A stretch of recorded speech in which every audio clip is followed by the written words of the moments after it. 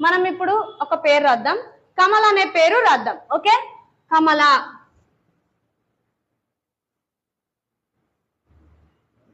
కమల. Okay, క అనేది ఏ నుంచి జెడ్ వరకు వచ్చే హల్లులల్లా మనకు క అని అంటే ఏముంది ఇక్కడ? క అంటే ఏంటిది? కే. మా అంటే ఏ నుంచి జెడ్ వరకు వచ్చే దాంట్లో మా అంటే ఏమంటారు?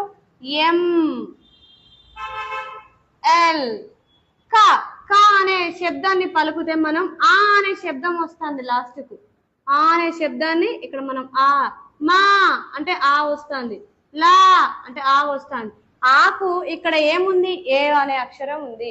ఏ అనే అక్షరాన్ని తీసుకొచ్చి మనం ఇక్కడ రాయాలి. ఏ మాకు ఏ, లాకు ఏ. దీన్ని మొత్తం కలిపి రాస్తే క మా లా, కమల.